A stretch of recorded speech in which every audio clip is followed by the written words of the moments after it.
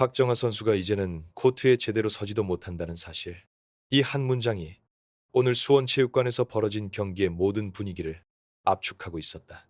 연봉 7억 7, 500만 원을 받는 팀의 간판이 세 세트 중 겨우 2세트만 뛰고 공격 득점 0점으로 경기를 마쳤다는 이 충격적인 기록은 단순한 부진의 문제가 아니라 팀 내 위상, 역할, 전술 구도 전체가 흔들리고 있다는 신호로 읽힌다. 그리고 바로 그 순간 장소연 감독은 마침내 칼을 빼들었다. 이제는 정말 박정아를 계속 기용하느냐 마느냐의 운명이 갈리는 기로에 섰다는 말까지 나오는 상황이다. 게다가 시즌 초반 6승 2패로 2위를 기록하며 이번엔 정말 다르다는 찬사를 이끌어냈던 페퍼저축은행은 지난 몇 경기 사이에 급격하게 추락하며 현재 5연패, 6승 7패, 승점 17점으로 5위까지 내려앉았다. 초반의 돌풍이 순식간에 사라지고 다시 4년 연속 꼴찌 악몽이 고개를 들고 있다는 말이 나오는 이유다. 오늘 경기의 패배는 단순한 한 경기의 실패가 아니라 팀 전체 구조가 다시 취약했던 시절로 되돌아가는 듯한 위기감이 짙게 드리워져 있었다. 이런 배경 속에서 우리는 왜 박정아가 더는 코트에 서지 못하게 되었는지, 시즌 초반의 폭발력이 왜 그렇게 빨리 증발해 버렸는지, 그리고 현재 페퍼저축은행 내부에서 어떤 균열이 벌어지고 있는지를 심층적으로 분석할 필요가 있다. 우선 오늘 스포츠 맛집에서는 페퍼저축은행과 현대건설의 3라운드 맞대결, 그리고 그 참혹했던 5연패의 내용 중심으로 이야기를 풀어보고자 한다. 결과보다 더 무서운 것은 경기 내용이었다. 첫 번째 핵심은 역시 박정아였다.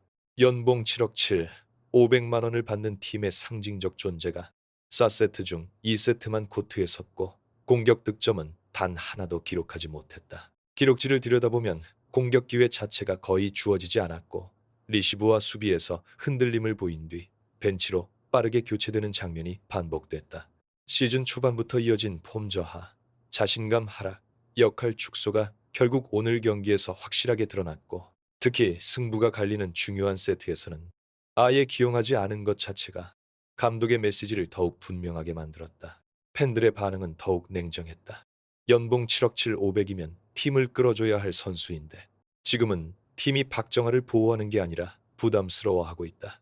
이 정도면 사실상 에이스 퇴출 준비 아니냐. 초반 돌풍이 가려주고 있었던 문제가 결국 박정아 자리에서 터졌다. 이런 반응들이 커뮤니티 곳곳을 채웠다.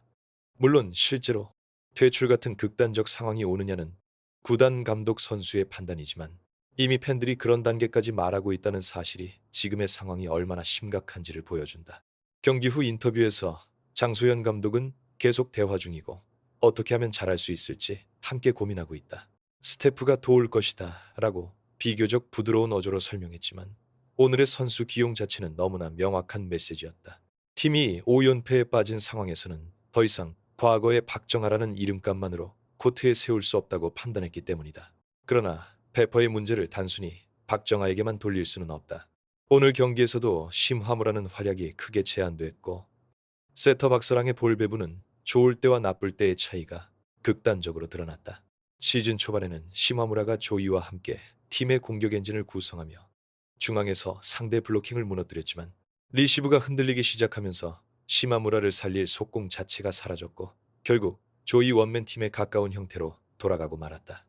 이런 공격 패턴은 상위권 팀들에게는 너무 쉽게 읽히는 형태이고 현대건설은 오늘 양효진, 김희진이라는 리그 최강 미들진으로 페퍼의 중앙을 완벽히 봉쇄해버렸다. 감독 역시 상대 대비가 너무 철저해졌고 수비가 흔들리면서 시마무라를 살리지 못하고 있다. 이 또한 과정이라고 생각한다고 했지만 팬들은 이제 그 과정이라는 단어를 더 이상 믿지 않는다. 지난 시즌 내내 들었던 설명, 그리고 그 이전에도 반복되던 문제였기 때문이다. 결국 지금의 페퍼는 리시브 붕괴 세터 불안 중앙 실종, 조이 의존 심화 공격 패턴, 단조로움 상대 대비, 강화 연패 심화라는 악순환에 완전히 갇혀있다. 이 구조를 끊어내기 위해서는 어느 포지션보다 아웃사이드 히터 라인의 재정비가 필요한데 바로 그 핵심 위치에 박정아라는 변수가 자리하고 있으니 논란이 더 격렬해질 수밖에 없다. 그렇다면 앞으로 페퍼저축은행이 반드시 짚어야 할 포인트는 무엇인가?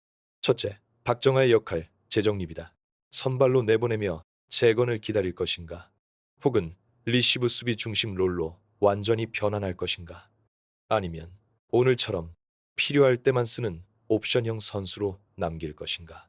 오늘 가장 중요한 4세트에서 기용하지 않은 판단은 단순한 컨디션 문제가 아니며 다음 경기 기용 방식은 팀 전체의 방향을 가르는 중대한 신호가 될 것이다.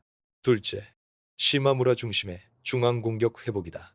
현대건설전에서 드러났듯이 중앙이 살아나지 않으면 조이에게 모든 부담이 집중되고 이는 리그 상위권 팀들을 상대할 때 전혀 통하지 않는 방식이다. 중앙이 살아야 사이드가 산다. 이 단순한 구조가 무너진 이상 페퍼의 공격은 다시 원점으로 돌아갈 수밖에 없다. 셋째, 세터 박사랑의 안정감이다.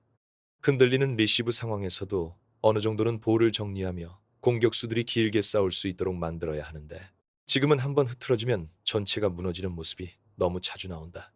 이 연결 문제가 해결되지 않으면 어느 자리를 바꿨어도 결국 같은 문제를 반복할 가능성이 크다. 박정아의 미래를 전망할 때 가장 먼저 짚어야 할 부분은 그가 여전히 리그에서 어떤 가치를 가진 선수인가라는 질문이다. 비록 현재 경기력 저하와 자신감 붕괴, 그리고 팀 내 역할 축소로 인해 위기 상황에 놓여 있지만 박정아가 지난 10여 년 동안 보여준 커리어는 쉽게 지워질 수 있는 것이 아니다. 국가대표로서 여러 국제대회에서 팀을 이끌었고 리그에서도 꾸준히 두 자릿수 득점과 안정적인 경기 운영을 보여온 선수다. 그러나 지금 필요한 것은 과거의 영광이 아니라 급변하는 팀 상황 속에서 박정아 자신이 어떤 방향성으로 재정립될 수 있는가에 대한 명확한 해답이다. 우선 박정아의 향후 시즌 운영 방식은 크게 세 가지 시나리오로 나눠볼 수 있다. 첫 번째는 역할 전환형 제도약이다. 과거처럼 팀의 에이스 역할을 요구받기보다는 리시브 안정, 경기 조율, 경험을 기반으로 한 팀의 중심축 역할에 초점을 맞추는 방식이다. 나이가 들수록 공격 비중이 감소하고 리시브 디그와 같은 기본기 중심의 역할로 전환하는 선수들은 이미 리그 내에 여러 사례가 있다. 박정아 역시 자신이 가진 풍부한 경험과 시야를 바탕으로 팀에 안정감을 주는 방향으로 전환한다면 새로운 전성기를 맞을 가능성이 있다. 현재 가장 큰 문제는 자신감과 리듬이 무너졌다는 점이지 기본기나 기술이 갑자기 사라진 것이 아니기 때문이다. 두 번째 시나리오는 전면 리빌딩 속 전략적 활용이다. 즉, 선발 고정이 아닌 경기 흐름에 따라 필요한 순간에 투입되는 조커형 역할이다. 이는 선수 입장에서는 자존심이 상할 수 있지만 팀 전략적으로는 박정아의 부담을 줄이고 상황 판단 능력을 극대화하는 데 더 효과적일 수 있다. 특히 결정적 순간의 서브 리시브, 어려운 볼 처리, 팀 분위기 안정에 박정아는 아직도 강점을 가지고 있다. 만약 장소연 감독이 시즌 중반부터 본격적으로 로테이션을 재정비한다면 박정아는 경기당 플레잉 타임은 줄더라도 팀 내 영향력은 일정 수준 유지할 수 있다. 세 번째 시나리오는 가장 극단적이지만 팬들이 이미 거론하고 있는 위상 재편 또는 이적 가능성이다. 물론 시즌 중 이적은 사실상 불가능하지만 시즌 종료 후 팀 전술 구성 전면 개편이 이뤄질 경우 박정아의 거취도 중요한 논의 대상이 될 수 있다. 특히 구단이 조이 중심의 공격 구조에 확신을 가지고 있고 시마무라, 박은서, 이한비 등 젊은 선수들이 빠르게 성장한다면 박정아의 역할은 더 줄어들 수밖에 없다. 이는 선수 본인에게도 새로운 선택지를 고민하게 만드는 요인이 될 것이다.